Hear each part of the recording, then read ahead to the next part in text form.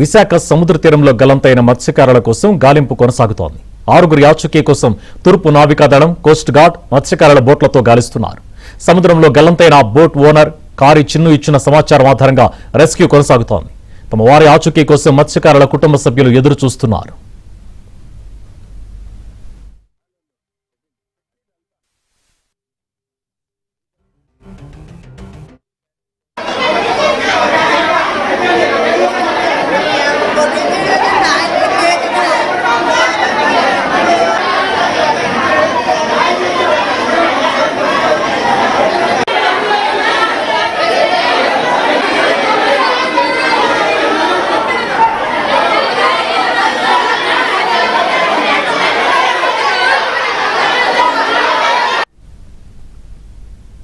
విశాఖలో గల్లంతైన మత్స్యకారుల కోసం గాలింపు కొనసాగుతోంది. ఇదే అంశానికి సంబంధించిన డీటెయిల్స్ విశాఖ నుంచి మా కరెస్పాండెంట్ నాయుడు లైవ్ లో అందిస్తారు. నాయుడు,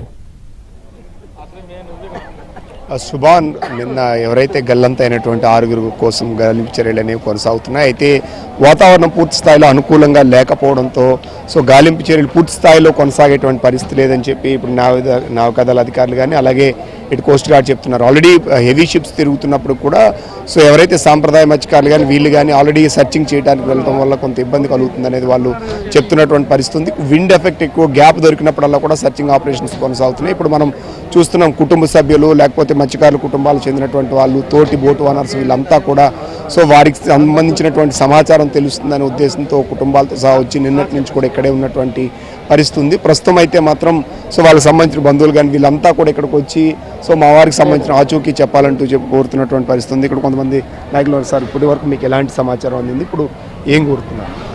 ప్రస్తుతానికి నిన్నటి వరకు ఏ సమాచారం ఉందో అదే ఉందండి. మరి నేను సాయంత్రం 7 గంటలకు రిస్క్ ఆపరేషన్ అనేది ఆఫ్ చేసేసారు. మరలా ఈరోజు కూడా కోస్ట్ గార్డ్ షిప్లు, నేవీ హెలికాప్టర్ కూడా వెతుకుతున్నామని చెప్పారు.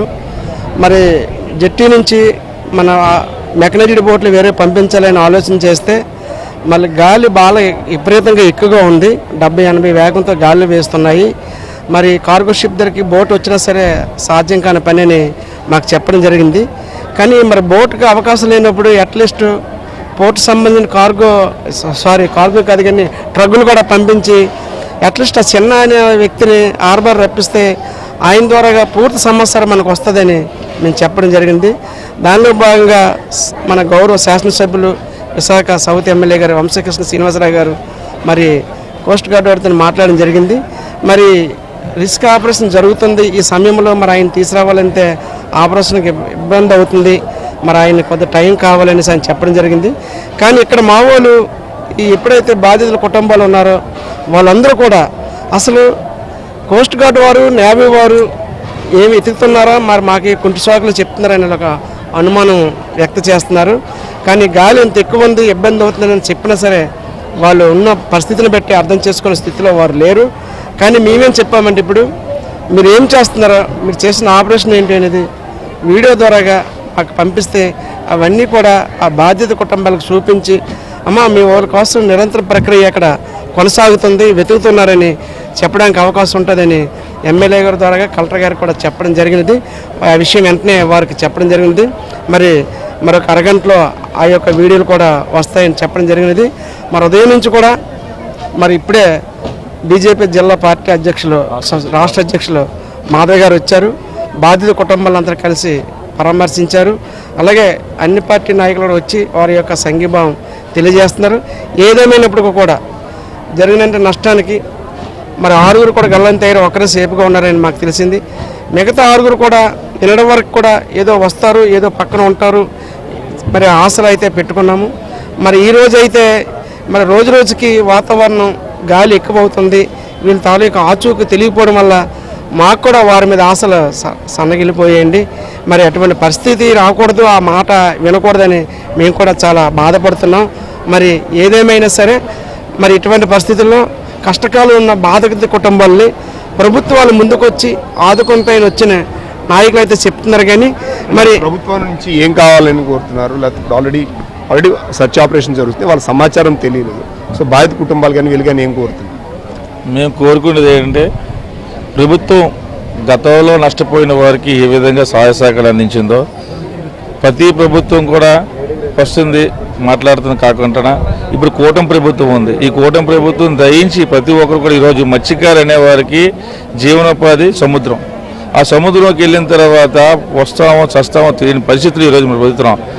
ట్రైబల్స్ అయినా సరే చనిపోతే ఎక్కడో ముక్కుందని తిరుగుతుంది, ఇది యామన్స్ అని చెప్పగలం. కానీ మా మత్స్యకారు సముద్రంలో పడిపోయిన వారికి ఎక్కడ బతుకుతామో, ఎక్కడ ఉంటామో, ఎక్కడ తేలుతామో కూడా తెలియని పరిస్థితి.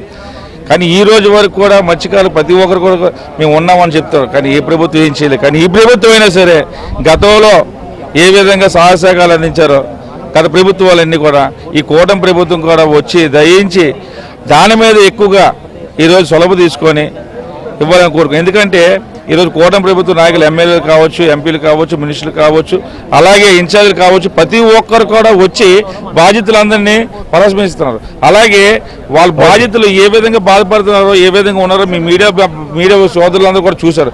దయించి దీన్ని తీసుకెళ్లి ఆ బాధ్యతలు తగిన న్యాయం చేయవలసి కోరుకుంటున్నాం. సో ఇది వీళ్ళు కోరుతుంది. ఖచ్చితంగా ఏదైతే ఇప్పుడు గల్లంతైనటువంటి వారి సమాచారం ఇప్పటికీ తెలియనటువంటి పరిస్థితి అయితే ఉంది. సో రోజు రోజుకి ఆశలు సన్నగిలుతున్నటువంటి పరిస్థితి, రెస్క్యూ ఆపరేషన్స్ కొనసాగుతున్నప్పుడు కూడా వాటి సమాచారం చెప్పాల్సినటువంటి అవసరం ఉంది. అలాగే ఇప్పుడు ఖచ్చితంగా సో ఏదైనా జరగకూడదు జరిగినప్పుడు ఖచ్చితంగా బాధితుల్ని ఆదుకోవాల్సినటువంటి పరిస్థితి అయితే కూడా ఖచ్చితంగా ప్రభుత్వం మీద ఉందని చెప్పి వీళ్ళంతా కూడా కోరుతున్నటువంటి పరిస్థితి అయితే కనిపిస్తుంది. Thank you. హైదరాబాద్.